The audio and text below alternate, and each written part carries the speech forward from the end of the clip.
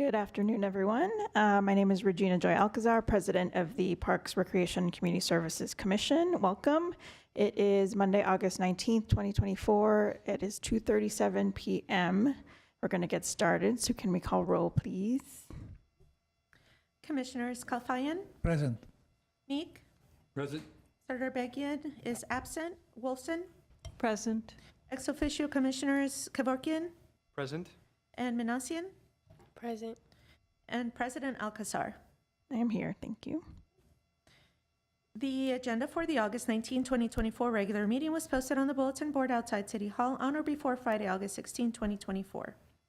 Item 2, introductions and presentations. At A is recognition of 2024 Senior Street Fest Gold sponsors.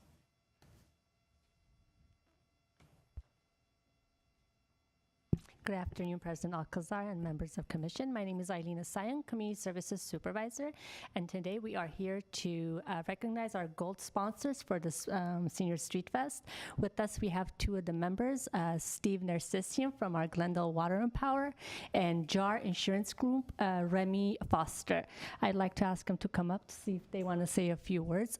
Without their support, this event would not be possible.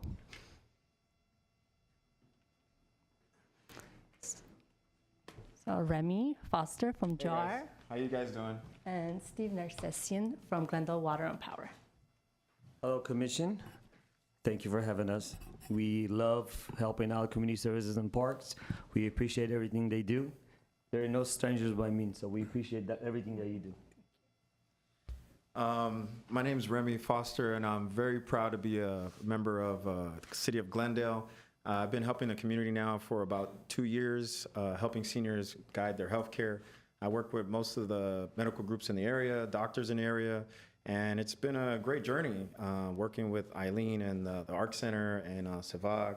It's been a very good experience, and I'm glad to be here and represent the community. Thank you. Thank you very much.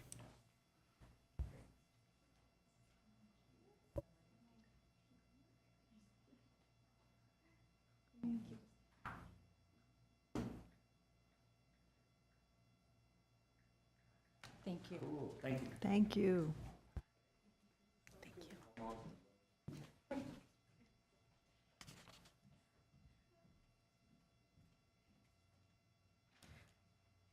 Okay, item 2B, introduction of new or promoted CSP employees.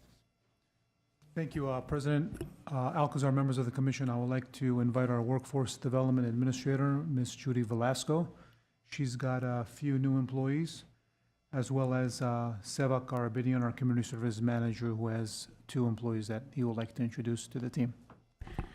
Hi, good afternoon, President Alcazar, members of the Commission. I'm so pleased to introduce our staff from the Verdugo Job Center. I would first like to introduce Anahit Sakarian. She is a recently promoted staff to the position of Office Services Specialist.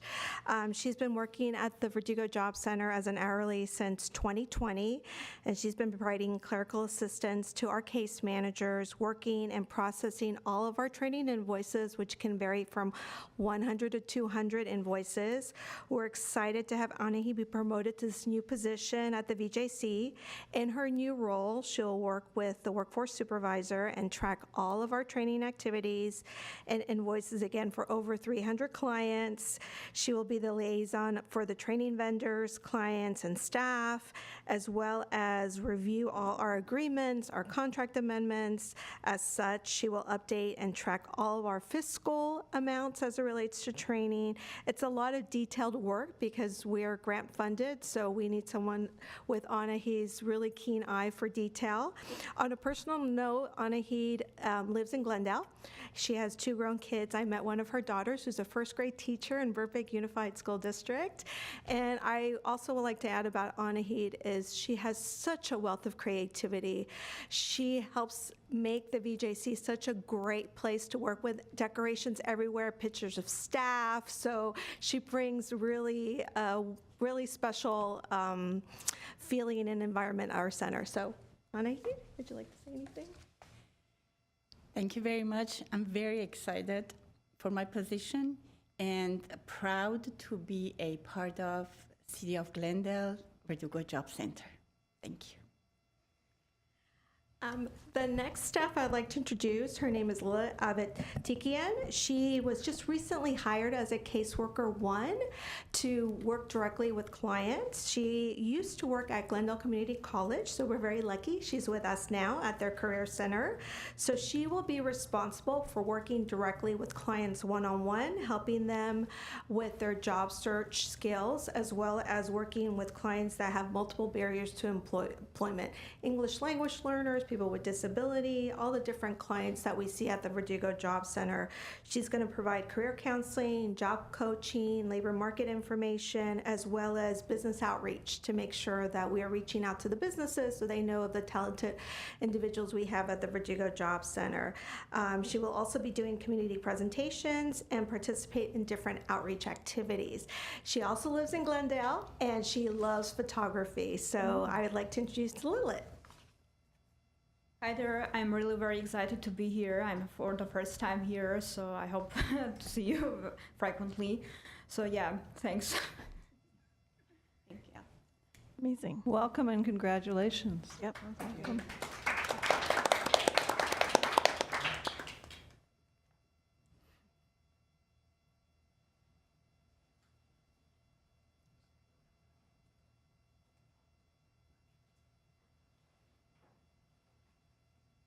Good afternoon, President Alcantara, members of the Commission. My name is Savad Garabedian, Community Services Manager.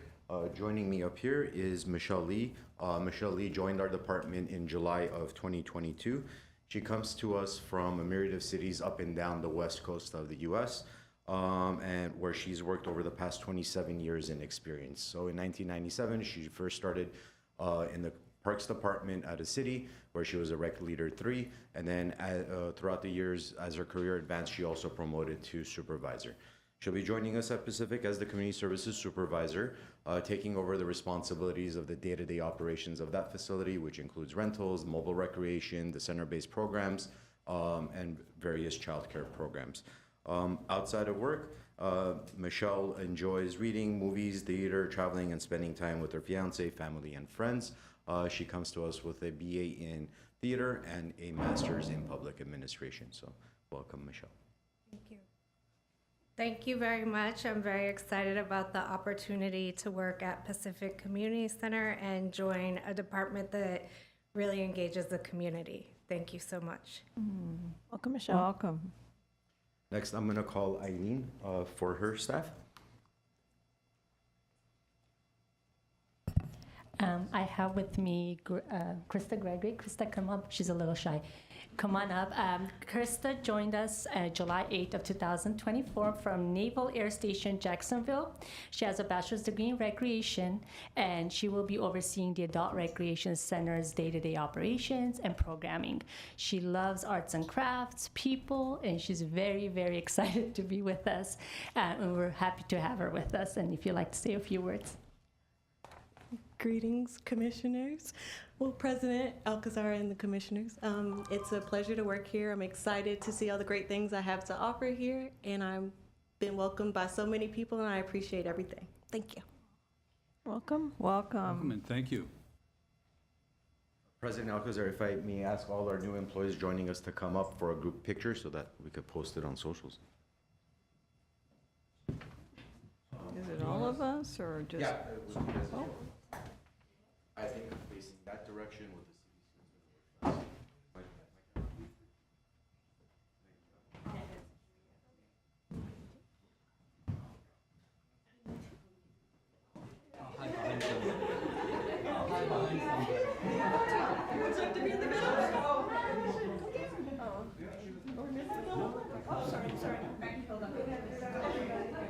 A couple more.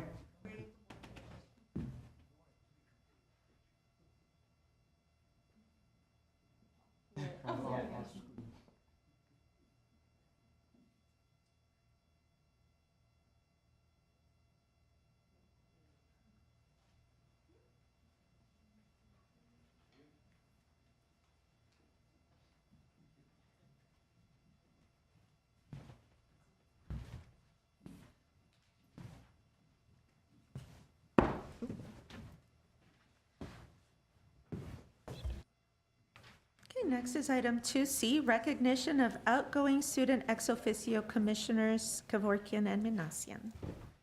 Thank you, President Alcazar, members of the commission. Really quickly, I'd like to take a moment and thank ex officio members Minassian and Kevorkian for serving as members of this commission the last year. I hope you two have enjoyed our department. As you know, we not only do fun and games, but we do a lot of work with human services, social services as well, and senior services. But I hope you learned a lot. I thank you for all the input that have given us. It was fresh input, so I do appreciate that. And I wish you well on your future endeavors, and hoping you can come back as a tennis instructor, and maybe, and then you can come back as maybe a commissioner or employee, anything. Come. Never know. But I truly appreciate this past year. I'm very excited that council had approved and made one of our department, or made one of our commissioners to have a student commission program or ex officio program. So I'm excited that we'll be working on our next round. Hopefully today we'll finalize a committee to pick the next round of applicants. But I do appreciate what you've all done the last year. Thank you. We do have a plaque Yes, for we have, them, so if we could plaques. I have will- you come up and your plaque. I think a few of the commissioners wanted to say a few nice words as well. So go ahead, Commissioner Wolfson. I just want to say what a pleasure and privilege it has been to work with both of you on the commission, and I wish you both all the best, and hope that we see you again. And I'm getting verklempt. Thank you for being here with us. Thank you for your service. Oh, okay. Did you want to say anything? Okay, well, I'll just say also, big thank you. I think the commission really tries to capture the representation of the whole city of Glendale, and by all means, we're just a few people, and so your perspectives that you brought to the horseshoe here were very, very valuable, enlightening, and, representative of a huge, population of our city. So thank you so much for your service. Yeah, and we hope that we continue to see you engaged in other ways too. Okay, so yes, I'm going to ask everyone to go over to the podium so we can present our big thank yous to you.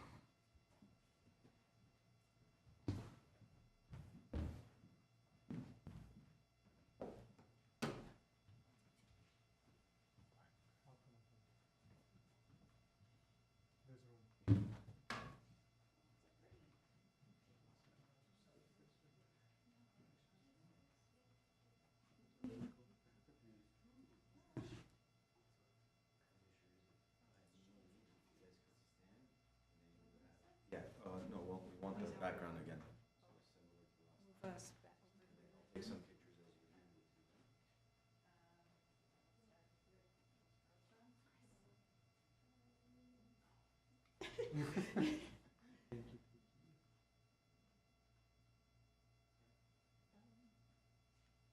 You can know.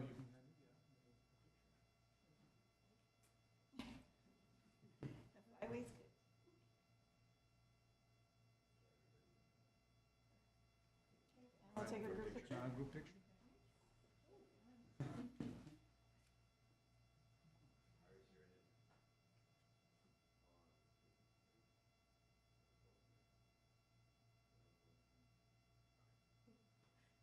Thank you.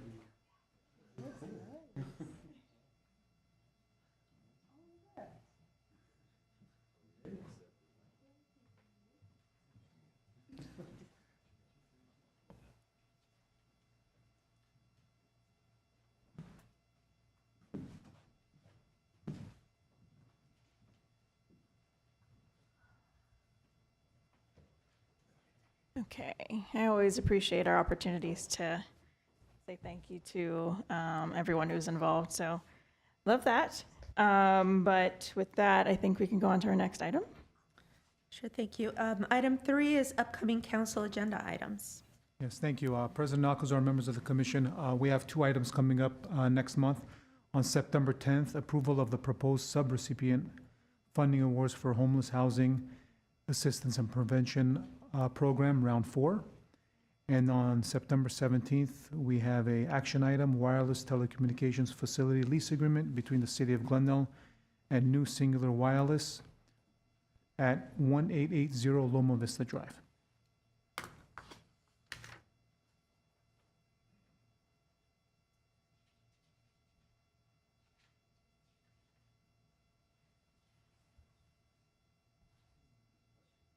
Yeah, thank you for that, Director Bolinikian. And yes, we do have a question. So The wireless communication is, what is that for? Cell phone towers. Cell phone We have a tower? number of cell phone towers in our parks and open spaces, actually more of in our open spaces. And it will be a lease agreement with Singular Wireless in the city for them to install a wireless telecommunications facility. Okay, thank you. any other questions? No? Okay, next item, please. Item 4, commission staff comments. Thank you. I'll open it up to my commissioners. Yeah, I recently attended the, I believe it's called the Canticle Chamber Orchestra, a couple of days ago at North Brand Boulevard at the Catholic Church. It was a very well attended and very nice event, and the church even supplied a great cheese layout for everyone. I also wanted to thank the Parks Department for allowing us to take a tour of Fremont Park and get a better concept of what's going on in the park. Thank you. Thank you. Okay, I'll just voice some gratitude. My boyfriend and I came to the cruise night, and it was much more fun attending with him. And we walked much more and saw a lot of the exhibitors' cars. And thanks to all of the staff for all the effort that goes into that. I know it's quite a monumental undertaking. So it was really fun and successful, I hope and think. So thanks. Thank you. Do you have any comments? Go ahead. I just wanted to say thank you all for this opportunity. I can say this right now, right? Yes. I just want to say thank you so much, and I feel like I'm kind of like a shy person, and doing this was a really big step for me, like a very out-of-the-box thing for me to do. And I feel like I opened up, and you guys welcomed me so much, and you made me feel very less nervous, like very calm. And I just wanted to thank you all, and I'll never forget this. So very, very important year for me. Thank you so much. That's all. Oh, thank you. Okay, go ahead. You know, I have to say my thanks. It's been an amazing year. I think this is such a great opportunity that the City Council put forth, and also thank you for this commission for allowing two sort of ex officio commissioners to be a part of this. It's really been an honor to see the work that goes into everything. You know, when you think of parks, many people say, you know, what do you do in the parks? Well, there's so much work that goes on, and, you know, the parks and community services and so many programs and the partnerships, and the work is just endless. And for me to be able to see that with this commission and with the staff has been just so humbling and so honoring to have this opportunity. It's one I will definitely never forget. I'm going to miss being up here with all of you. And I look forward to see what the future holds. You know, I really hope that you know, I can use this experience, and I'm sure I will in my future endeavors. It's really been an honor, and my thank yous are not enough. So to each and every one of you, it's been a real privilege to be on this dais, and thank you all. Thank you. I will just add on to what my fellow commissioners have said already, but, you know, thank you, and also congratulations to the staff and other departments who were involved in another successful cruise night. And I also wanted to thank staff for allowing us to tour the construction of Fremont Park. It's moving along very quickly, which is exciting. I did want to see if I can request that the Community Services and Parks Department, as well as the Library Arts and Culture Department, bring to our commission the proposals and sort of the larger strategy for the public art concept across Fremont Park. I think, we were told that it would kind of develop over time and that it would be proposed in certain areas. And I think it has developed a little bit more since then. And I personally would love to see where it is now. And at least, from watching the Arts and Culture Commission's presentation of what the public art is proposed as is, I'm hoping that, we could see a more comprehensive strategy across the entire park. And I'm hoping that, if we have the opportunity to comment on it, I'd really appreciate it. I don't know if it needs to be seconded or not. Well, Chair Alcazar, members of the commission, the art report for Fremont Park will be coming to commission in September. So the same proposal that was taken to the Library Arts and Culture will be coming to the Parks Commission in September. And I will work with the library staff to see if we can expand the report to add additional locations for art at Fremont. Awesome, amazing. Where the architect had basically planned for the art. Because I know right now there's 17 pieces, but I believe there's more that's going to be RFP'd out for art. Oh, okay, that's great to know. But yes, I would love to see, again, that full plan for what they hope to, even if it's, over time, again, the comprehensive plan would be great to see. So it's a little more presented to the public process as a cohesive process, right? And then I think at the Arts and Culture Commission meeting, they were also a bit unclear about, where on the pillars the art would go and what size. And I think they pointed to the Parks Department to have those specifications. So if you can come ready with that information, that would be great too. Sure. Lovely. Okay. Next item is item 5, oral communications. I don't have any cards or callers. Item 6, consent items. At A is approval of the minutes of the commission regular meeting held on June 17, 2024, followed by 6B, approval of the minutes of the commission regular meeting held on July 15, 2024. Thank you. Did we have any comments, questions about either? No, I will move both of them. Can we do that? Let's see. Both minutes. Oh, right. So, okay, so maybe let's take it separately then. Yeah, I think it'll be best to take them separately just for that reason, because different people were present. Got it. So let's do 6A first, the minutes for June. I'll second. Okay. To approve. First. I'll take roll call. Commissioners Kalfayan, Yes. Meek, Yes. Sardarbegian is absent, Wolfson, Yes. President Alcazar, Yes. and, okay, and then 6B. And 6B, we will, any questions, comments on the July meeting notes? I'll move to approve those. And I'll second it. Great, thank you. Roll call, please.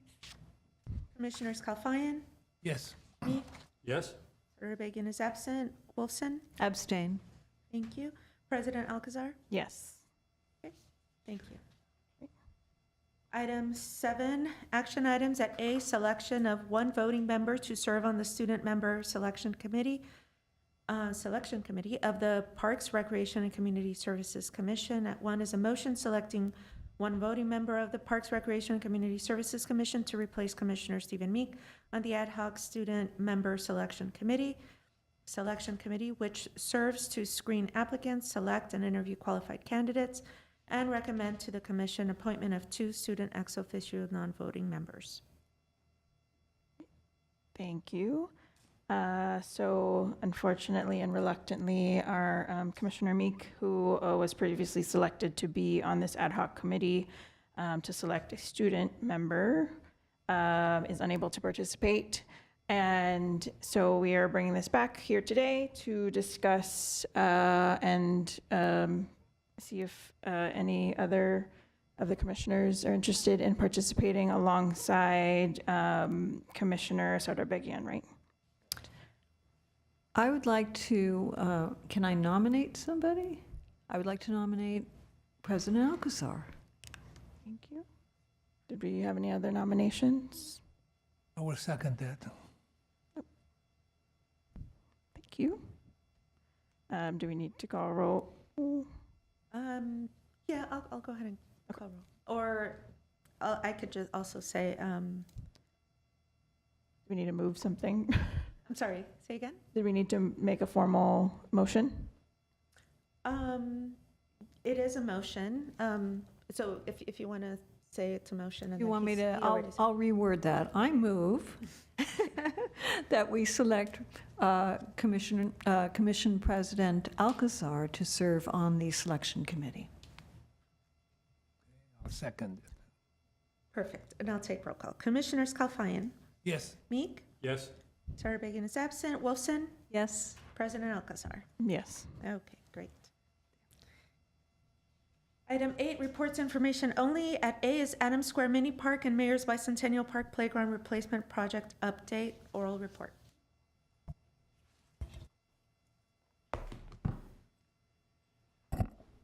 Hi, good afternoon. President Alcazar, Commissioners. I'm here to provide an update on the Adams Square Mini and Mayor's Bicentennial Playground Replacement Project. Let me just turn on this clicker.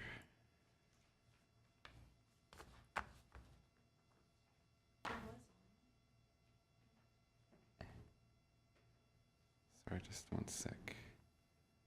And it's just There. No, it's not working. Even though it says full power. It's just this. That one is, this is forward, that's backwards. Okay. All right, sorry about that. So the scope of this project is to replace the existing playgrounds at Adams Square Mini and Mayor's Bicentennial Parks. And so on the right of the screen, you can see the two existing playgrounds there.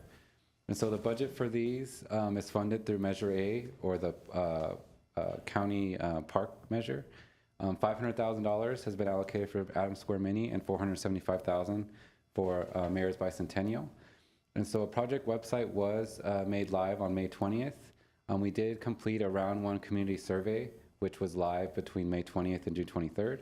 And then we have developed now some concept designs to share with you. And then we will be releasing a round 2 survey with those designs. And then we'll get feedback from the community and return to the Commission and Council to present the final preferred concept for each park. So now we wanted to go through the survey results that we got for each park location. So starting with Adams Square Mini. So the first question was just asking, you know, what kind of playground would you like to see at Adams Square Mini? And we were kind of asking, do you want more of a traditional versus nature-inspired? So we received 165 responses, and the majority had said they wanted something more nature-inspired. But we did note that there was a lot of responses related to a themed kind of playground, and we highlighted about 13 examples where they identified like a car or gas station-related element because of the location and its proximity to this historic structure there. Looking at the other questions, we did also ask to rank the types of play elements they'd like to see, with the top responses being around swinging and climbing, with sliding and spinning kind of being the next highly preferred elements. In terms of like the level of difficulty of the playground, we did hear that people wanted a range of playground activities for 2 to 12-year-olds, so not necessarily specific to 2 to 5 or 5 to 12, but a broad range of activities. In terms of the existing amenities, people seem to dislike greatly that there was no shade at this facility. They also commented that the playground telephone wasn't the best feature, which we understand that a lot of those, after a while, because they can fill up with water, sometimes they stop operating well, because it is just a tube that goes into the playground. So, but we did note that people did like the seesaw and the rubber surfacing. So those are some things that we noted in looking at the current playground. And then in terms of inclusive or accessible features, people did seem to want sensory features and cognitive play features or play panels. So we did receive we have developed 4 concepts with 2 vendors for this, and we'll kind of go through each of those. So the first one is a kind of a custom playground designed around like kind of a truck theme. And so here you can kind of see it both has sliding and climbing elements. It is, again, a custom designed playground with wood elements. The shade structure for this is not shown, but it would include one. So this is one concept we came up with, or the vendor came up with. The next one is more of a traditional playground. It is called a play booster type style, and this one does have a sail above it. As you can see, it's has multiple climbing activities to get you up on a platform that also has a slide, and then a lot of panels around the playground. The third concept is similar to, has again another car element. This one's more of kind of a big rig style design, and then it has other climbing and balancing elements around it. So you can see the layout here. Again, this one also doesn't have the shade structure shown, but it would include a shade structure. And then lastly, another play booster playground. So again, more traditional, but this one has the integrated shade and then the colors that kind of match more with the existing historic structure there. So now kind of switching over to Mayors, just want to highlight the responses over here. So again, nature inspired was kind of the lead type of playground that, or theme that people would like to see at Mayors. People did describe some themes that they'd like to see, but it kind of ranged all the way from native Tongva themed to even space or also a fire truck. So it did range in terms of what people may want to see here. In terms of the types of play elements people most preferred, again, swinging and climbing were high ranked, with rocking and spinning and sliding kind of close second and third. I'd mentioned that swinging is does seem popular at all the parks, but it does, because swings do require a lot of space around them. They are kind of limiting in terms of space. You need a lot of space to allow for them. Again, in terms of the types of challenge we'd like to see incorporated, people did like to see a broad range of elements that are accessible to 2 to 12-year-olds. In terms of ranking the existing elements, again, the lack of shade at the facility was regarded as unacceptable. This playground also still has wood chips or engineered wood fiber, and so we would be replacing that with rubberized surfacing, which is preferred by the community. They also commented that the tic-tac-toe was not necessarily as preferred either.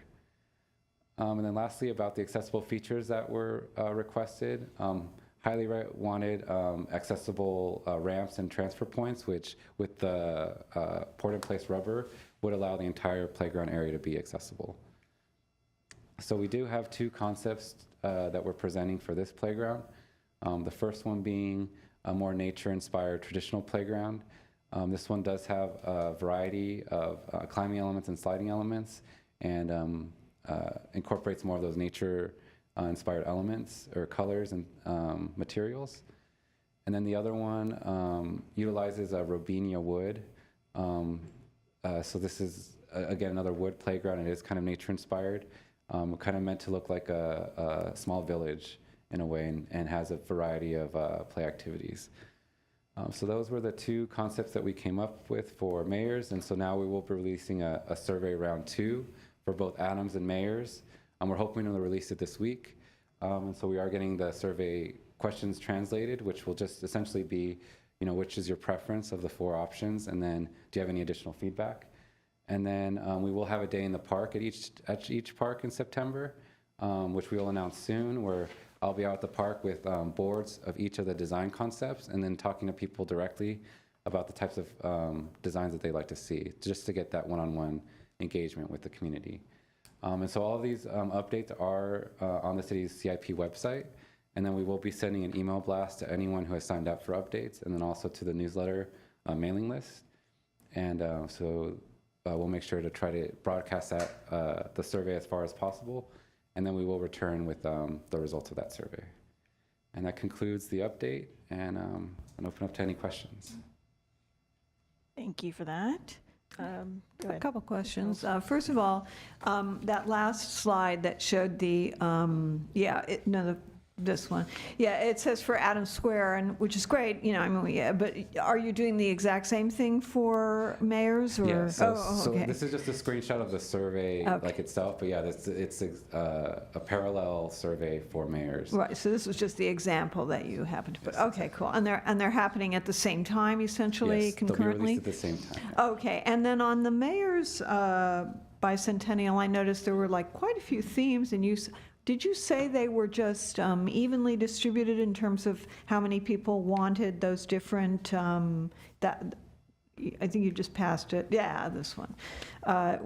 Were they just evenly spread among all of those, or were there any clear leaders, or I'm just wondering? So the way the survey was set up, in the previous question, if they chose a themed option, there was a secondary question that came up and then that asked them what theme would they I like. So that's see. kind of, so the ones who did select themed then responded with their preferred But you theme. had such a heavy preference for nature-inspired. Yeah. Oh, okay. So that's kind of okay. where then Got it. the vendors kind of jumped on that Got kind of it. follow-up. Got it. Yeah. Thank you for those answers.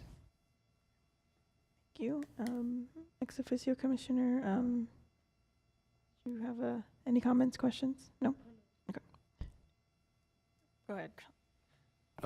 Those look really cool. I want to go back and play on those playgrounds. I really like the nature-inspired ones. I think it's really cool how it blends in, especially, I think it was the Mayor's Park, the green and the wood mix looks really awesome. Just a side note about the mini park, the seesaw was my childhood. My babysitter lived near there, so I hope we incorporate some type of seesaw or fun structure like that again. It was lots of fun. And then I had a question in general, which I was going to ask earlier, but I think this is the perfect time as well.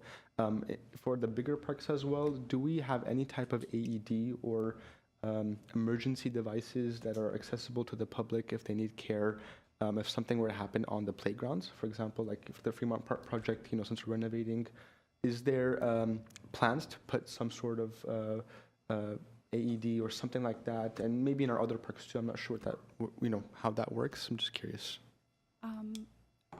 President Alcazar, Commissioner Kevorkian, members of the commission, not right now at all the parks. We have applied for, or do plan to apply for grant funding to be able to see how many we could purchase. Our priorities are, we do have one at the pool, we do have one at the community centers. Our priorities are the sports fields first, and then as we are able to get funding to be able to expand to other parks as well. So right now we have it at the pool, the wading pools, because those are required by law. My understanding is come next year, they are going to be required of like Little League type organizations that are using fields to have it available, but not necessarily the city. But knowing that so many youth groups use our fields, we're trying to get ahead of it and apply for some grant funding to be able to purchase some. And if we're not able to secure grant funding, then we'll have to incorporate it into next year's budget cycle.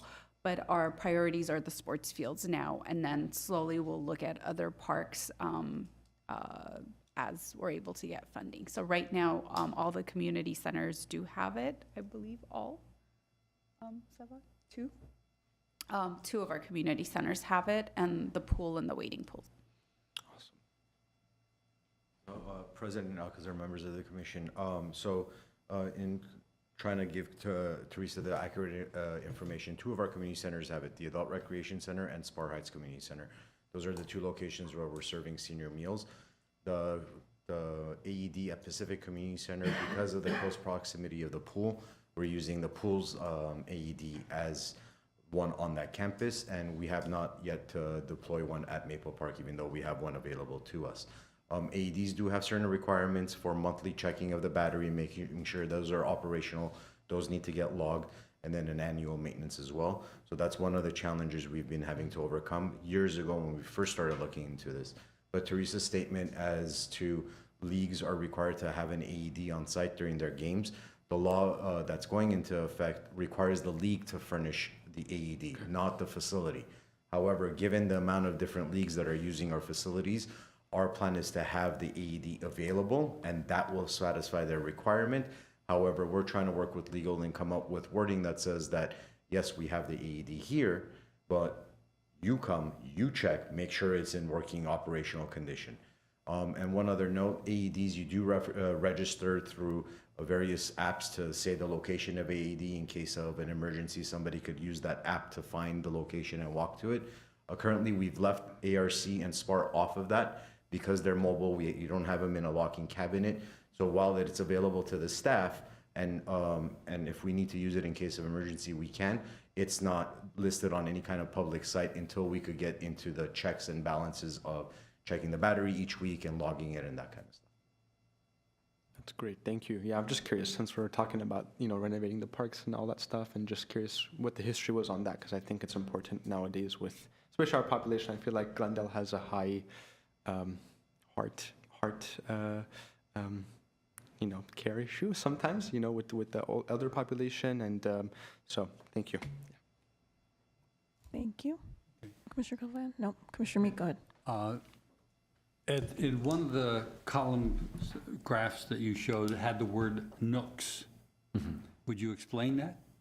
Yeah, so I guess children on playgrounds sometimes need areas where they can self-regulate, and so having a nook or an area where they can be by themselves and not be overstimulated is typically necessary. And so in some of these, you'll see like little clubhouses or elements, and so those are supposed to be kind of this, like, I think this one kind of shows that little clubhouse would be like a nook where someone could go in and kind of feel like they can regulate themselves a bit if they're feeling overstimulated or overwhelmed. Okay. It just went by so quickly. I'm going, what's he talking about? Are there going to be lights at any of these? So typically the playgrounds don't incorporate lights into the structures themselves, but depending on the budgets available, so we do have set budgets on the playgrounds. If there is leftover funding, like say for Adams, we're thinking about could we incorporate additional lighting or lighting that aligns better with the design of the playground. So both, we could look at replacing the lighting, benches, and tables at the same time. So that's something we'll evaluate with the vendor as we kind of move forward with the design. Okay. And when we have the community meetings, like Adams Square had 4 concepts, and I think you had 2 for the Mayor's Park. Will the people that you're talking to be able to say, well, I would rather have C, or, other concept, rather than, I don't want a truck, I want something that's just sort of like 2 headlights and let the kids play and figure out what it is. Will they have that ability? So there's going to be a second question beyond just, I guess, your preference. So you can pick one of the 4, or you can say none of the above, which means that you don't necessarily like any of them. And then the second question will be like, do you have any additional feedback about any of the designs? So you can maybe say, oh, I like the playground on the second option, but I'd like to see the shade structure from the third option, or I like the slide from. So you can kind of like mention things that you like about the different designs, and then we'll see that feedback and evaluate that in making our final determination. Is the Mayor Centennial Park open at the same hours, like till 10 o'clock at night? Or is it a dawn to dusk? It's a park that closes at dusk. Pardon? Mayor's Bicentennial closes at dusk. That's what I thought. So, yeah, you wouldn't need lights if it closes at dusk then. Whereas I know that the mini park, oftentimes there's people there, later than dusk, especially in the wintertime when, the sun goes down pretty early. So that's why a little light around the play structure would be important. And we've noted too, there's those light bollards that are around the playground that don't seem to be working very well. So that may be. I believe there's only one near the playground, and it isn't working at the moment. But when we had some events there in the evening, I noticed that the playground area is the darkest part of the park. And I don't want to light the apartment building on the other side of the wall, but I think it does need some lighting, and if maybe it could even be included up underneath a sail so that it only shines down, or something like that. Yeah, so that'll be something we can look into as we move forward with the design. And how do we plan to advertise the community meetings? So we will send out an email notification, so an email blast, and on social media. So we do have on the CIP website a sign up for updates on this project specifically. So anyone who signed up for those updates will get the email. Anyone who signed up to our newsletter will also get the email. So that's going to be the main way. And then we are going to be updating the poster that's at the park. And so we'll set a date on when we'll actually be there. So it'll be a day in the park where they can engage us directly on their feedback.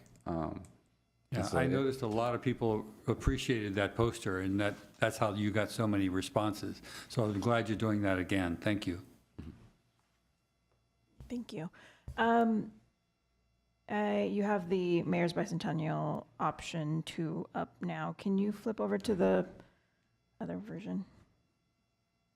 Okay. My thoughts are, again, appreciate that you're coming to us with this information. And also appreciate the extensive outreach process that you're doing involving the community with the design also. I know we're responding to the surveys. To me, these two, because they're, I don't know, seem like prefab a bit, and our existing structures that you kind of just like move over to the site and build it out as they're designed. I'm wondering if I'm just gonna voice this thought, and I don't know how to go about it, but I really want to push us to think about the design of a play structure, and I understand safety and all of that needs to be involved in the process, but play structures are an opportunity to come up with a new design, a new concept of what these could look like. I appreciated the trucks in the first options because it provided some variation and also provided a theme, right, with the gas station that's there. But for this one, I know majority of people, and we have, we can only do so much with how many people we survey. And I know that they pushed for nature-inspired, but nature-inspired can be more than the wood selection or wood color of what it could look like. So I don't want to backtrack with the designs, but and I'm glad that there's an opportunity for the public to respond to another option that is not presented to them. So again, I don't know how to go about doing this. I don't want to make you backtrack or anything or waste more time because I understand, we have a budget, we have a timeline, but maybe if we can come up with a third option for the mayors that is something different, that is still nature, or that also ties to one of the themes that was presented, such as the Tongva, especially because that site is, up in the mountains. I recall, and I haven't been in a while, but I remember that area was pretty serene and peaceful. And so, I know I get playground kids screaming is not that, but I think that there's an opportunity again to bring in a different kind of play that ties into the nature that's surrounding that area already. Yes, I apologize, but is there a chance we can add on another design to this third one?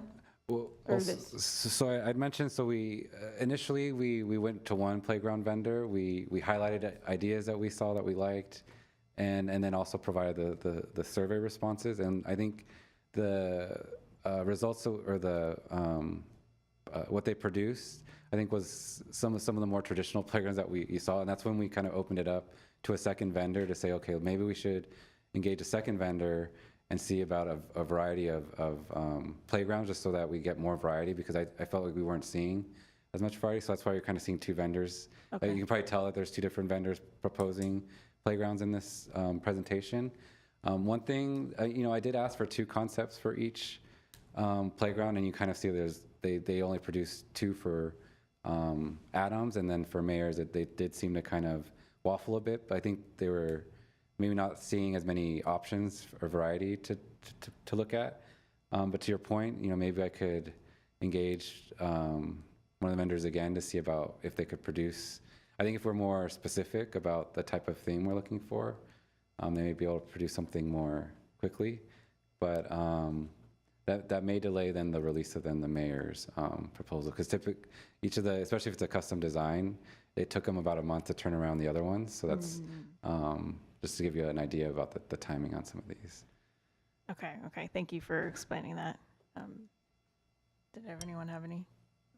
It was well said, I believe, and it's, for me, the playground should be something to inspire imagination, not when you just put up a truck or just a regular slide. It doesn't inspire the kids to think, and have their own imaginations take over. They will still play on it, but it doesn't inspire that imagination. And that's why I think what President was saying, get them more out of the box, more things that are, it could be some logs stacked up, and they can figure out what that is on their own, that sort of thing, rather than just the usual, what I consider the usual playgrounds. Even though it says nature inspired, it feels more like it's, a traditional playground to me. So if we can, I would suggest that we also go back and ask them for something a little different, and even if it does extend the time. I just wanted to say, I think it's great to get playgrounds that are maybe more inspiring and that do inspire more creativity. But I also want to just advocate for the survey and what the community has asked for. And if that's what they want, then I think that's, because that maybe they wanted a more traditional for whatever reason. And sometimes I think children, they'll supply the narrative. They'll supply a narrative that you can give a kid. It's like kittens. You give them an expensive toy and they grab the box and start playing with it. And the same thing with children. Sometimes the most simple thing, but they'll be making up stories and putting on plays and doing all that stuff. So, I don't know, just a thought. Go ahead. Question about the survey process for the nature inspired. Were you showing those exact pictures to residents, or they just had an idea of a nature inspired? So we did have some examples. So you can kind of see in the survey the little images. So those were, again, we mentioned that those are for reference only, but just to give people an idea of what we mean by each of those labels. What I hope we can do is, if we're looking for that more nature inspired look and feel, like Commissioner Meeks said, with logs or something that's more creative in that sense, if we can select contenders and then show them those examples so they can get an idea of what it means if it's more creative or if it's more traditional, where it's still nature inspired but more specific, I guess. Maybe they provide more clarity to the residents if that were to be the case. I'm just thinking, I do like the idea of a more playground that looks like it was kind of made out of park itself, I don't know, not so traditional, not just the colors, but also the experience that they have within the structure. I think that'd be pretty cool. Thank you.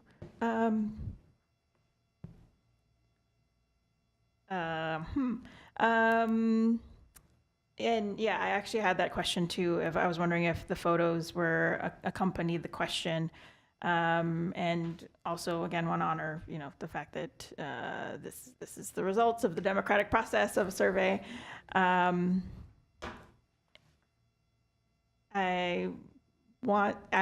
still wanted to push, right, to have maybe one of the options or add on a third option for the mayors to provide a little more variation, again, leaning more towards something that's even more nature inspired than the traditional playground. If I can ask for any thoughts, guidance from staff.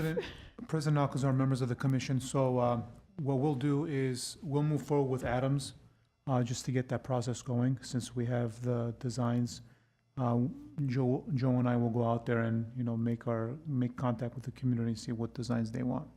For the mayors, we'll reach out to a couple of the playground vendors, see if they come up with a third option. If it takes a month, then we'll go ahead and start the survey in a month and a half. So there will be a delay for mayors. One thing I don't want to do is, wait for mayors and send out the surveys for both parks or both playgrounds in a month and a half. We can move forward with starting with Adams, if that works out for Joe. Can I mention one thing, Onik, just because one thing to consider is the surveys are going out to the community, and so would it be possible to proceed with the surveys to see what the community feedback is? And because none of the above is an option as well. So considering we've heard from commission, we could definitely take that into consideration along with the community feedback. And if the community says the same thing where they would like to see a different theme, then those changes could also be incorporated and we go back to the vendors to redesign. Because if nature theme isn't it, and if they have other ideas, we might have to redesign it. So I'm not saying we should go this route, but just throwing that out there, thinking out loud with you, just to see if we wait a month and then go to the community and they still don't like the nature theme, they want a castle, they want something else, whatever that theme might be, then we're gonna go back to the drawing board. So is it better to redesign now, or is it better to just hear from the community, know that, that is something commission has advised us with, and to potentially keep that in mind and from whatever the community says redesign. I don't know, just throwing that out there for the group to consider. Which one would be best? For sure, I don't want to see a delay on the mini park, since that's, pretty far along. And yeah, I mean, I'm thinking that's a reasonable thought. And the community does have a chance to weigh in on what they like and don't like, and if they don't like either, like you said. So I don't know, fellows. Yeah, that's fair. And again, the survey says what it does. I'm okay with that. I just want to acknowledge, right, that people kind of react to the images that they see. And so, right, if the more fully designed concept is in front of their face, I feel like they're more likely to pick one or the other that's there in front of their face.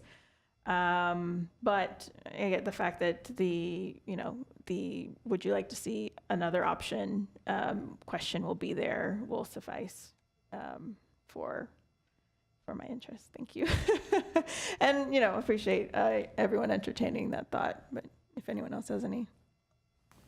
Yeah, I guess doing none of the above will give you another thing, rather than saying none of the above. Do you have a different suggestion? That sort of thing, trying to get them to say what they really want to say, what they really like, whether they like the nature inspired up there, or whether they want a treehouse, get them to respond because they know their children that'll be using it the best. And maybe the follow-up could be maybe one of these more specific themes that we already saw, so that we're trying to get them to narrow in on what, because I think if we have it open-ended again, we're going to get another whole list, and they're not. Right. I think it'll be better to get them to actually then, if they don't like the options, then what of these options do you like? Just so that we can then understand that they don't like the two options, and then we have a better understanding of what they really would like to see or have. Yeah. And so maybe I could just summarize these ones or lump them together, and then see if then people vote on these as a secondary option. And then we'll have clear instructions if they don't like the two options. Then there's a third, and then they can rank these options. I think that would be an excellent addition. Agree. Love that. Thank you. Thank you. Teamwork. Any other thoughts, questions from Commission? Nope. Okay. I think that was just. Sorry, next on the agenda, 8B, Workforce Development Section Activity Report.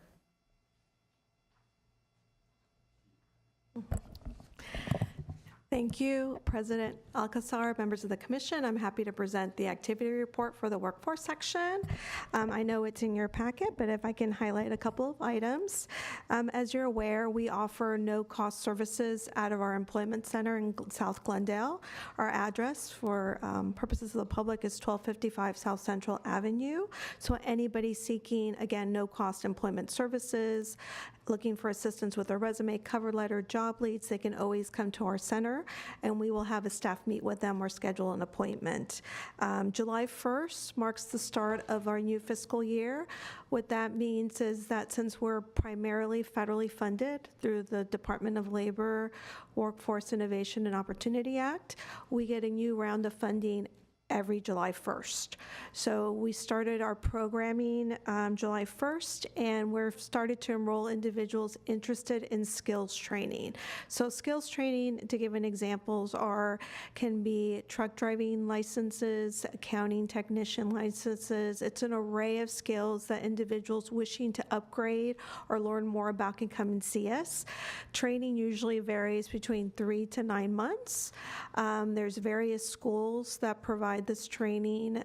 The school actually has to meet a specific criteria because we're federally funding. They have to be on an approved list, so they have to go through an application process, show their curriculum, show their entered employment rates, but then we're able to guide the individual in the different skills trainings available to them. On average, we see about 40 new clients per week. These clients come to us for different reasons, and we assign them to our staff so we can start helping them with job search. This year, we plan to enroll at minimum 150 new individuals into skills training, as I was talking about. We also do extensive outreach to the community so they know about our services. We were also at Cruise Night promoting Verdugo Job Center services and Glendale Youth Alliance services, so they know they can come to us, and we have bilingual staff available to meet their needs. I also, in my report, highlight our concentration in the bioscience, life science industry. So this is an industry that has growth for entry-level positions. Various community colleges, and Glendale Community Colleges as well, have a career technical education program in bioscience. So the career technical program allows them to apply for entry-level positions, usually in the area of biomanufacturing technicians. And what our grants have allowed us to do is develop a certification exam. So individuals who complete a course, they take the certification exam, they can demonstrate their competencies and what they learned, and then they get issued a digital badge through the Biocom Institute of California, which is an industry-recognized institute. So what we've noticed throughout the process, throughout the last 3 years, is this credential certification has credibility in the community. So when they see a graduate of a community college program with this credential, they're more likely to get employed than without a credential. So we continue to apply for grants and funding to support BioLife Science CTE. We were just awarded a grant through the Regional Equity and Recovery Partnership. And a lot of our grants, I know they're very lengthy, but really the main point of this grant is to ensure diversity in this industry, to encourage different individuals to seek an industry that they might feel that's not for them because maybe they didn't do well in high school in biology or chemistry, but they're curious about it now. So that's what I always encourage individuals to be open to different careers, that once they meet with our staff, we actually go over the different curriculum they will be learning, because there's a lot of opportunities and high wage growth in this area.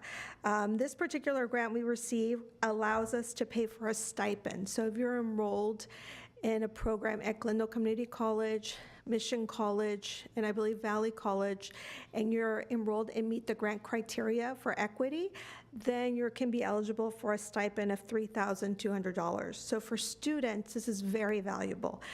There's a lot of expenses that are not covered for students: housing, food, basic necessities.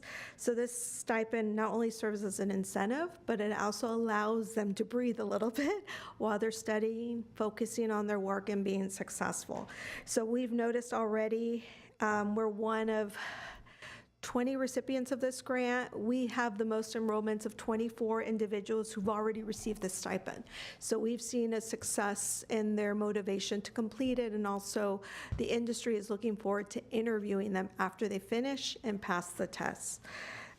We also received a foundation grant to continue to support the work in bioscience. It's a 3-year grant which will allow us to increase our outreach to other community colleges to help them develop bioscience. Because as you probably have seen in the news, there's certain industries that are declining and certain industries that are growing. Bio and life science has a very high labor market information of growth, specifically in entry-level positions. So this is an area we really want to develop and promote among the community college system. So our grant allows for this opportunity. It's the Broad Foundation grant. It's the first time we've received it. It's a 3-year grant for $600,000, $200,000 each year. The 3 colleges we'll be focusing on under this grant, I know, is LA Trade Tech, Southwest College, and East Los Angeles College. So our goal, again, is really to outreach and promote this industry to a wide range of population. Because we're federally funded, there's a lot of federal compliance we have to go through. Every 3 years, our Verdugo Job Center has to be certified in the quality standards of how we deliver services. So this is a very formal process where we have to complete a survey where we ask very specific questions of who do we deliver services to, how we deliver services to, what our partners think of our service. So we have started the process of certification. We do have a satellite office in the city of Burbank, which has to be certified as well. So we are confident we will be certified this year. We've been certified the last couple of years for our services. And this is really a good opportunity for us to look at, quality assurance, what things we can be doing better, any outreach techniques we can be doing, any other services we're not offering but can offer that the public is asking for. So during the certification process, this allows for that type of discussion to happen with the evaluators, with our partners, and with our staff. So again, it's very intensive and we're almost complete. It's due in December. We have to submit a formal report to the state on how we're certified. I also wanted to speak about business engagement. That's really a key service we offer at the Verdugo Job Center. How do we engage businesses to work with us, to share with us job leads they have? How do we develop further job fairs to attract clients and job seekers to business opportunities? And also, how can we help businesses that are laying off in our region? So we have seen since the beginning of the year different layoffs occurred, and I've listed just a few in the packet. And in the packet, I've actually listed what city they're from, if they're from Burbank or Glendale or various cities. So these are layoffs that we have monitored, that we've seen through the news, or we've received an official, what's called a warn notice from the state of California, that the business is required to file if they lay off 50 or more individuals. There are also companies that we're monitoring, again, that we've heard about through labor market information. You've probably heard of the Paramount Studios layoff. Paramount Studios includes Nickelodeon. Nickelodeon is in Burbank. So these are things that we try to piece together the dots and reach out to the companies that we suspect may be laying off to see how we can be connected to the impacted workers. Because we have funding specifically for workers who are laid off to no fault of their own. So these are items we look at on a regular basis just to ensure that we are in the community offering services that are available, again, at no cost. I've also outlined some programs that Glendale Youth Alliance continues to offer. We have finished another successful summer brush program where we had 46 youth that work closely in supervised teams to clear out dry vegetation from public hillsides, again, to prevent fires. I know GYA posted a lot of before and after shots on their Instagram of what they cleared out in Brand Park, behind the doctor's house, Verdugo Park, Stan Chris Trail. So these, if you see the before and after, wow, those kids worked this summer, and they were provided plenty of breaks and water. And really, for them, it's a learning experience, their first job.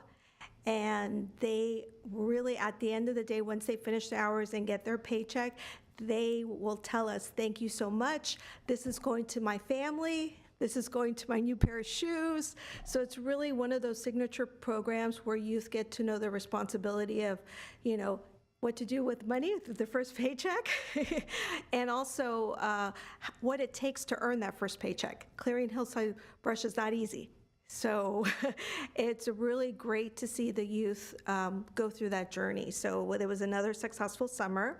Currently, GYA is recruiting for 2 other programs. One is called the STEP program. It's for primarily youth with disabilities that are enrolled in school. So the goal is to enroll 80 youth with disabilities this year and provide them, again, with meaningful work experience, depending on their area of interest. And the other program is our federal WIOA program, Workforce Innovation Opportunity Act, out-of-school youth program, which provides subsidized employment for youth ages 18 to 24 that are not in school.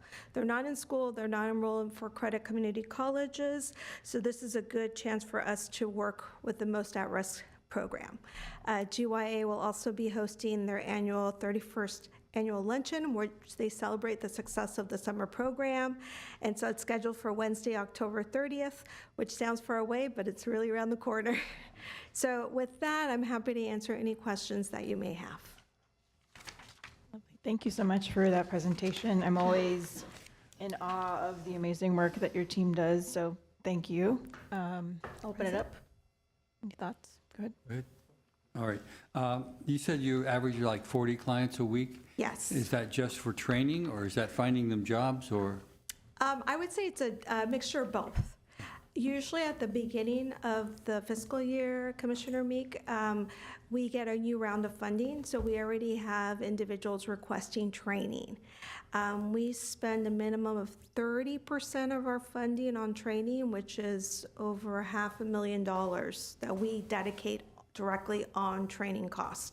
That money sounds like a lot, but it goes by really fast, depending on the training programs that the client. So a lot of clients who might have inquired about training on June 15th, and we've already expended money, will come back on July 1st to see if they qualify for funding. So a lot of it is training, but generally speaking, because of the wave of layoffs, a lot of it is general questions about, can you send me job leads? Can you look at my resume? What we call career counseling. So I would say right now, primarily it's training, so it's more like 60-40%.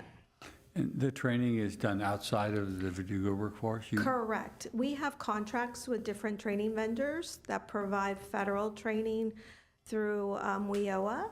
So it's customer choice. So if a client comes in, we counsel them on their training choice to see if there actually is a job available after training.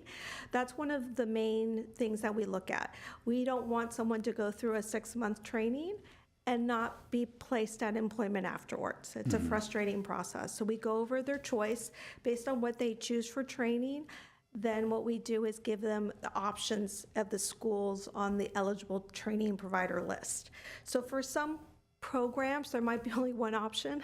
Some programs are going to be 5 options. So they ultimately visit the schools, and then we work directly with the schools to enroll them in that program. And we cover the costs through our federal training dollars. Okay. My last question would be, I think the last time you were here, there was a big article about Yes. court reporters, or I think that's the name for them, and you were going to look into that because the LA County seemed to be needing them very badly. Did you get any requests on that? Yes, so I did meet with the director of LA County Workforce, Sharon Payne, and they actually are working with their own department to handle those requests. And from my understanding, court reporting is not necessarily a year-round position. Some positions can be only temporary positions. They need for 3 months or 4 months.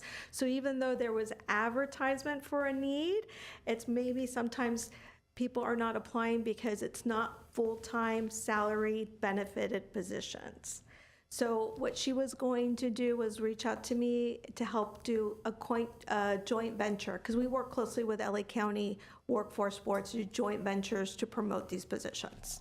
Okay, thank you. Sure. Thank you very much. Sure, no problem. Thank you. Oh, I'm sorry. Thank you for all you do. I really appreciate it. And Thank you. Thank you, Commissioner Wolfson. And Yeah, I had a question about the Yes. biocomp technician certification. Yes. So I see that it's kind of like a CT pathway through the community colleges. And my thought straightly goes to individuals who want to go through that path. And so I know in high school, like Crescenta Valley High School where I went, we had an Academy of Science and Medicine where one of the required classes is biotechnology. And I'm just thinking if we did some early recruiting where we know that the students will then be informed that there is a pathway for them if they want to take on this opportunity. They can then go through community college and the CT pathway and take advantage of this. But I feel like many individuals who take that biotech class don't know that there's a pathway, a career in biotechnology. Though they hear about it, they don't see the actual opportunities available to them. So I'm just curious if there is a way that we can market to high school students who aren't upperclassmen and who are part of those special programs that can benefit from knowing about this early on and perhaps turning it into a career opportunity for them. Yes, Commissioner Kevorkian, that's an excellent point. Our grant, the Broad Foundation, the main goal of that grant is outreach and marketing at an earlier level, at the local high school district level, because you're absolutely right.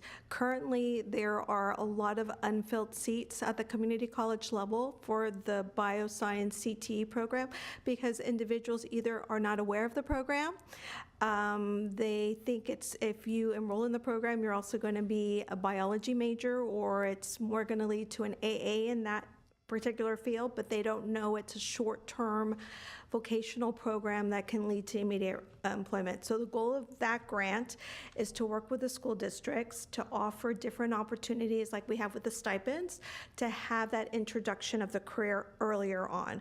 Because you're right, there's a great opportunity once a lot of school districts have dual enrollment of both the college and the high school that will introduce it. So we're developing right now industry material to introduce it at the earlier age, but also to give presentations at the local schools to promote the career. Because again, as you mentioned, a lot of people are not aware of the career, and that's why we see low enrollments for these programs. Yeah, and I'm Yes. just thinking out loud because it's a great opportunity to work with the high schools because I know, like, for example, the academy at CVHS, the coordinator currently, I'm not sure, but I mean, she'll retire eventually. And I think finding these pathways where we can keep that course for the kids through dual enrollment, perhaps, where they can get college credit too, even if the coordinator leaves because she's the only one who teaches it.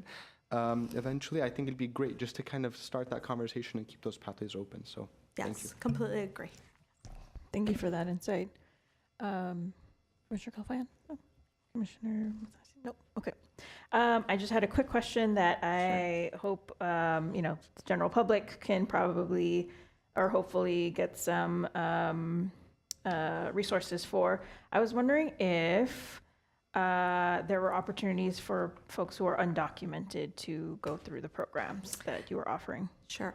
I would say our federal programs are very specific to federal requirements of employment. So in terms of Social Security card, driver's license, required right to work documents, yes. However, because we've had a strategy, I would say in the last 5 years, to diversify our funding, we have what's known as state funding under CAPE, California Educational Program, that allows us to work with individuals regardless of their immigration status. Now, the challenge becomes placing those individuals in full-time employment or employment in general. So everybody has a different circumstances. Most recently, in the last couple of years, we see an influx of individuals that have refugee status, asylee status, which are two different types of status. And so there's different people in different areas of obtaining right to work. So I would always say come to our center to see what we can do as it pertains to your specific situation, because we've seen so many different types. So at the very least, come ask for help and we'll guide you as best we can. Okay, thank you for that. Sure. I'm glad that there is at least a door open to Yes. start the conversation. Exactly. And you work with them to hopefully get job placement. So thank you. Thank you, President. Great. I think that's it. Thank you. Thank you so much. Okay, next on the agenda, 8C, Park Services Section Monthly Activity Report for June 2024.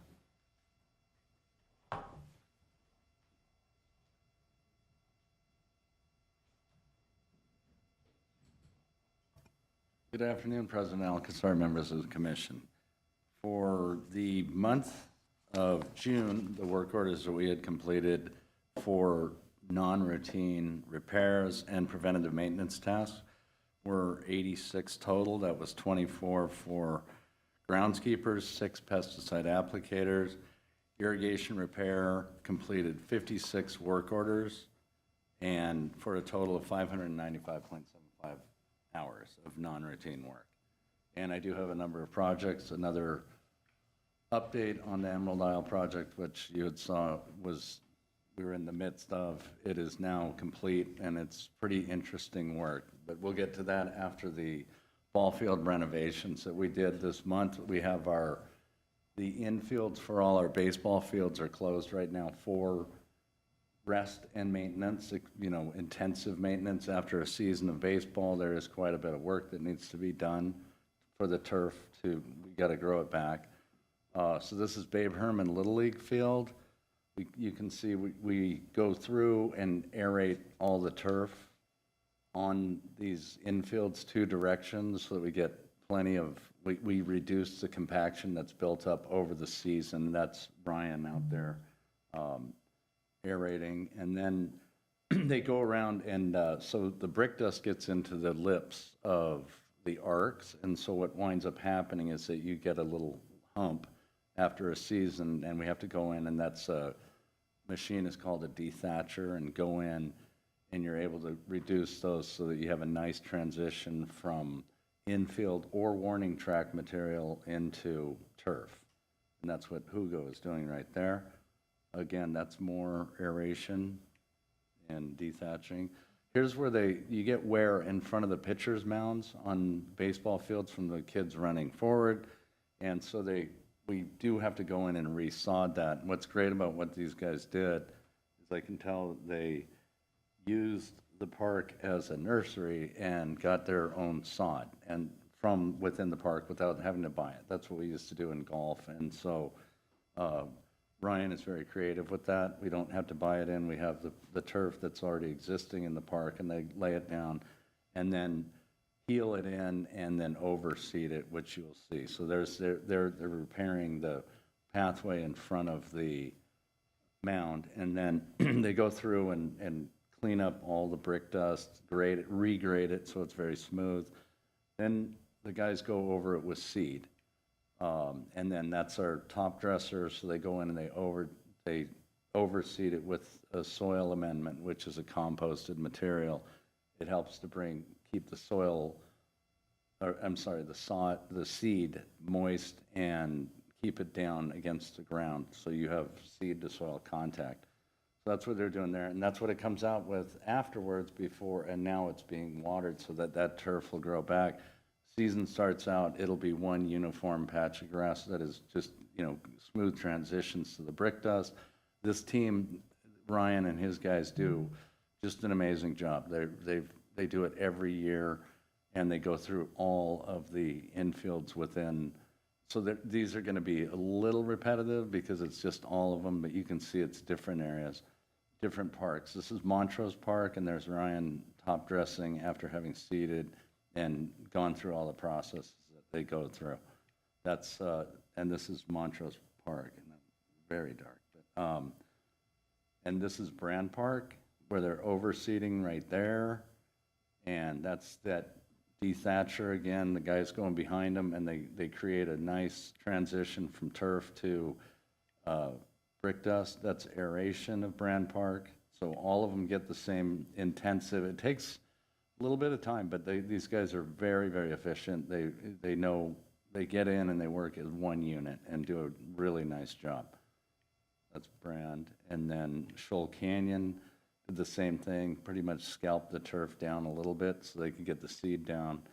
And you can see the thatch outside there on the brick dust. That's the amount of material that they remove in order to get a smooth transition.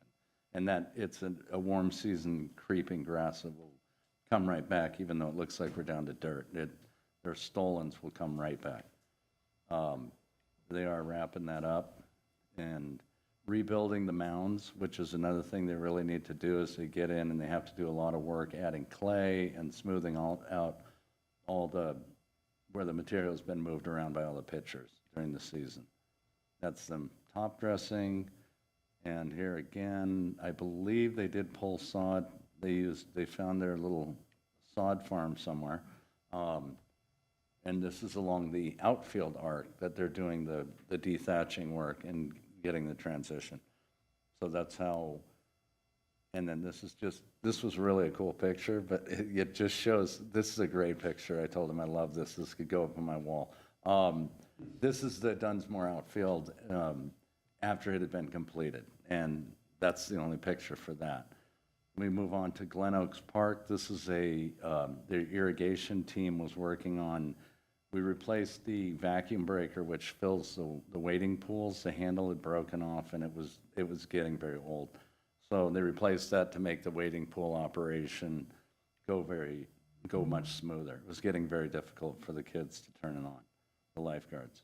That's Eric and Anthony installing it, and that's how their finished product right there. So that was that. And then Adams Square did some replanting and mulching, so really dressed up the planters there, and it's really helping well to keep the weeds down, and it gives it a really nice and polished look. So the park has the planters are really looking nice right now with the mulch and keeping the weeds down.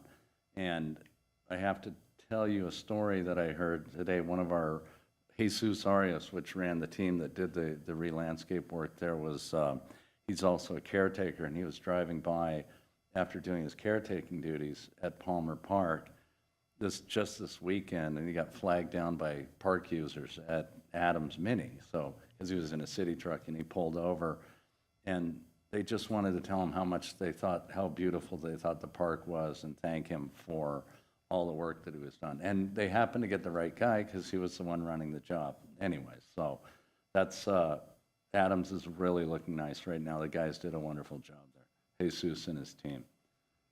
And that's the Monarch Garden. We did add some milkweed into the Monarch Way Station because it had gone away. And so we added 10 more, anticipating that coming back. And then there's the corner of your playground with the turf, and then the hedges by the apartment building right there, which they got fully mulched, which will help us through the rainy season to keep the weeds down. And we'll definitely appreciate the work the mulch and the pre-emergent will do on that. I particularly like this planter. I don't know. I like the plant. And this is Emerald Isle Park, where we go back to, that's where the pipe had been put in, the drain pipe that you all had seen, that we put back in the pipe, and then that's Marvin. They're tamping the trench, because if we don't tamp it down, it's going to settle, and then we wind up with problems. That's our 6-inch perforated line down in the trench right there. It's working really well. Now that's been covered with about 2 feet of gravel above that, and then a filter fabric on top of it. It is moving a lot of water still. And that's the guys wrapping the pipe up in there. This is our vault that we installed it's so low that we had to put a sump pump in to remove the water. Otherwise, it has nowhere to go. So that's our vault for the sump pump, and that's them putting it into the trench. And then that's the amount of water that we get that goes into that vault. And this is going all the time. And it, that pump is working overtime. That's the final location for that. And we also have an electric pull box to pump to power the sump pump in there. And there it is installed. And this, right after installation, was pumping water about once every 20 to 30 minutes. And now it's going, there's so much water draining out of that aquifer that it's going off about every hour right now.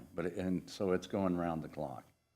So that was the installation. That really nice. It is keeping the new playground dry, which is what was a big problem before, and now we're not having any problems with subsurface water coming up into the playground, which will extend the life of that playground as long as this keeps functioning the way that the guys installed it. And that's it. If there are any questions for me for the project. Thank you. Did anyone have any questions?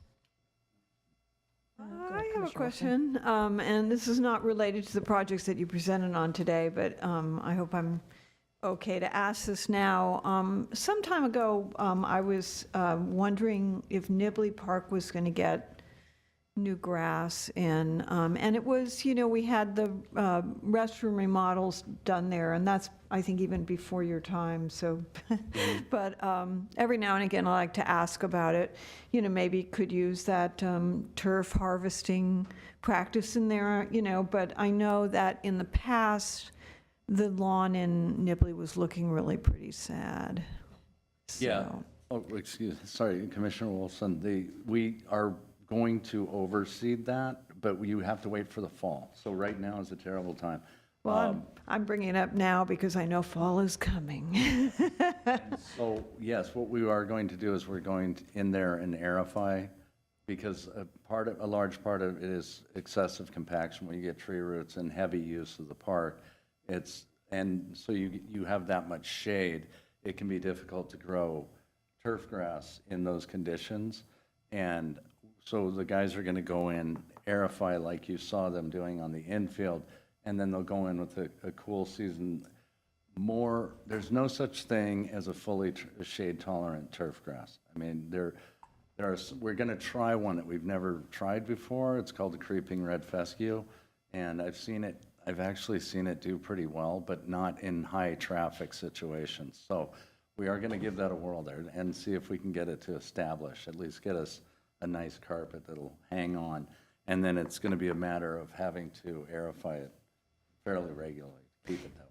Yeah, I mean, it's a surprisingly heavily used park, and it's not just the neighborhood people. I mean, there's lots of people coming from citywide to have children's parties and stuff, and that's Yes. what I mentioned. Thank you. You? Just a shout out, I think this goes to Public Works, but I think in partnership, knowing that there's a park there as well, because where the mini park is, there's that intersection, and it's a really crazy intersection sometimes because it's really far apart and cars can, get confused of where they're going. It's a very big intersection, kind of. And I think they added more stop signs, and it's like a colorful, I'm not sure if that's for bikes or if it's just Crosswalks. for crosswalk. Yeah, there's 2 crosswalks. Yeah, I there. got a comment actually from somebody who told me that we appreciate that so much because it really helped the traffic flow and also I'm sure safety with the park as well. So I just shout out to Public Works for that. So. Thank you. Okay. Thank you. for that. Next is 8D, Recreation and Community Services Section Monthly Activity Report for July 2024. So, good afternoon again, President Alcazar, members of the Commission. My name is Savad Garabedian, Community Services Manager. We're going to go over the Recreation Section's July activities. Try to do this quick, as it's the end of our meeting day. So July is Parks Make Life Better Month. In celebration of Parks Make Life Better Month on July 16th, some of the members of staff attended the City Council meeting to accept a proclamation on behalf of the department declaring July is Parks Make Life Better Month. In the photos, you'll see a depiction of Brand Boulevard of Cars celebrating the 29th annual Glendale Cruise Night, along with the Alex Theater, some iconic buildings, some classic cars, all in an effort to promote Cruise Night. Also on the right on the screen, you'll see some of our children attending the meeting, leading the pledge, and accepting the proclamation on behalf of the department. As you mentioned earlier in the meeting, on July 21st, on July 20th, the 29th annual Gandha Cruise Night took place on Brand Boulevard of Cars. This year's event featured over 390 classic cars, 40,000 people attended the event, and we had over 53 local businesses and organizations hosting a booth during the event. Staff was able to collect about $49,500 in sponsorships to help offset some of the costs associated with the event. And the evening's entertainment was a lineup of 3 tribute bands: the Tambourine Man, tribute to Bob Dylan; China Groove, tribute to the Doobie Brothers; and the Springsteen Experience, which was a tribute to the Boss. A couple of weeks after Cruise Night, we had National Night Out. National Night Out takes place on the first Tuesday of August every single year. It's a nationwide event, and it's an opportunity for the neighborhood and police to get together and network and talk about neighborhood-specific issues and safety. In Glendale, National Night Out took place at 4 of our different park locations. Of those 4 locations, 2 locations were given our mobile recreation equipment in the form of the climbing wall and the LED screen, while one of the locations used some of our Party on the Go packages and our carnival games as an additional feature to that facility. All sites reported a great turnout. All of them were thankful for the department's involvement in the event, and it really put together a PD/Community Services and Parks Department partnership wherever we had National Night Out. Summer concerts in the park. It came in July. It went away last week. We're all done, all 9 of them. So we started summer concerts on Wednesday, July 10 at Verdugo Park, and we ran every single Wednesday through August 14 at Verdugo Park, 7 to 9 p.m. And we had concerts on August 1st, 8th, and 15th here at Perkins Plaza at City Hall. All of those concerts are now over as well.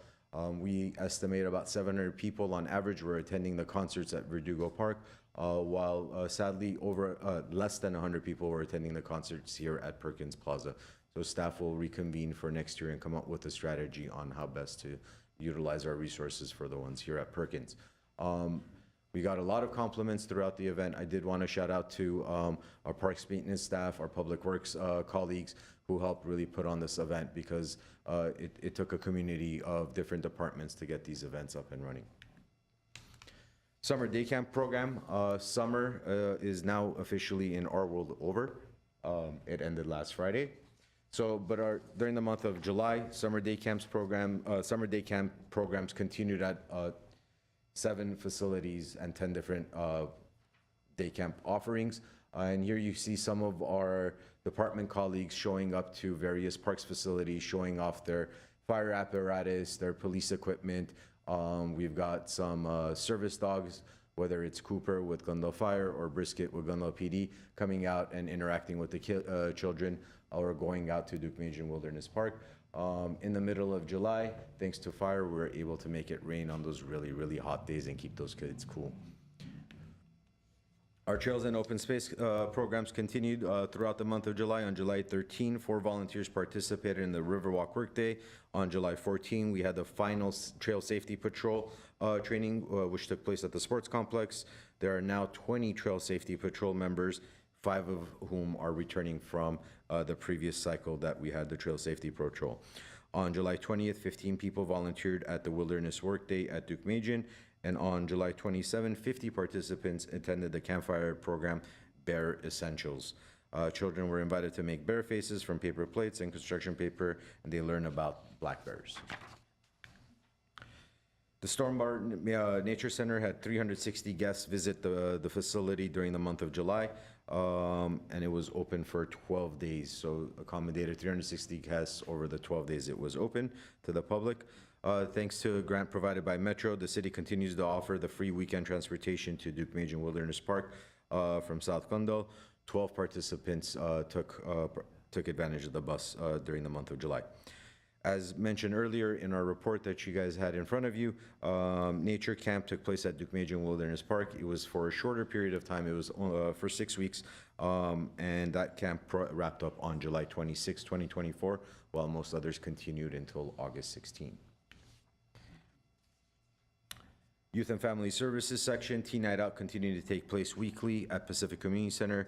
July's activities included a karaoke night, a dodgeball face-off, teens assisted with getting ready for a cruise night, and then actually on the day of the event, helped us with the carnival games on the south end of Brand Boulevard, where our department kind of takes over the programming of Brand Boulevard on the south end with the wall and the carnival games and our department marketing booth. We used some of our volunteers, they gained service hours, help us set up, run the games, and then help us clean up. STAR during the month of July kept its weekly programs. They visited the pool, welcomed their new members. And on July 23, STAR had its summer barbecue at Pacific Community Center and Park, where they were able to send off 2 of their graduates who graduated from the STAR program, in addition to welcoming the new families. Also, I wanted to mention on July 31st, thanks to a large sponsorship through Dick's Sporting Goods, our STAR participants, our STAR students were able to get a $150 gift card each, and they did their back-to-school shopping. So basically, they went on a shopping spree with police officers behind them, leading the way, and started to buy their back-to-school supplies. Our therapeutic recreation program continued to have MIP Day, Maple Inclusive Play Day. It took place on July 20th. Our senior lunchtime celebrations during the month of July kind of tapers off. When in May we have the Senior Street Fest, Mother's Day, and a bunch of different activities back to back. July we celebrated 4th of July at our 2 congregate meals locations, SPAR and ARC. Our elderly nutrition program had over 3,500 participants in the congregate meals program. Sorry, let me enunciate. And then we had 1,694 participants in the home delivered meals program. We had 55 unduplicated clients in the senior supportive services program during the month of July. And then CSP is partnering with LA Regional Food Bank to become a food location pickup at ARC on the 4th Tuesday of every single month. The first one for the Adult Recreation Center is scheduled for August 27th. The next one will be September 24th and October 22. There is an application process, but most everybody qualifies in terms of income. LA Regional Food Bank will do the application, review everything. Our staff will be there on day 1 to help support, translate in multiple languages that they speak, whoever we have on site, and kind of get the ball rolling in the right way so that moving on, Regional Food Bank could pick up from the previous month and distribute food. And in partnership or, with the services of Maroon Society, the consultant hired for the senior needs assessment. Staff is currently going through the senior needs assessment. Just some details, over 1,200 surveys were collected, and we plan on coming and presenting that survey to the Senior Services Committee once it has been finalized and reviewed. Upcoming programs and events. Summer's over, but the programs don't end. So let's get right into it. We have a I Will Survive campfire program on August 24th, Saturday night, predominantly about hiking safety and wilderness survival. Wander the Wilderness bus program continues. The next one will be offered on August 25th from Maple Park, excuse me. Teen Night Out programs continue on a weekly basis. School is back into session. Teen Night Out will be a little bit more popular as all of the teens will be coming back from vacation and will be consistently available. ARC will be hosting an estate planning presentation on September 11th. This presentation has a follow-up workshop on September 25th. Parents Night Out comes back. Now that summer day camps are over, we're bringing Parents Night Out back. The first one will be September 13th. It'll be at Pacific Community Center. In the past, I've been in front of commission saying great price, 6 hours of childcare for $15. Our fees have increased as of July 25th, so it's not $20 for 6 hours of childcare. We have a Riverwalk Workday coming up on September 14th. Our Go Community program will take place on September 14th as well.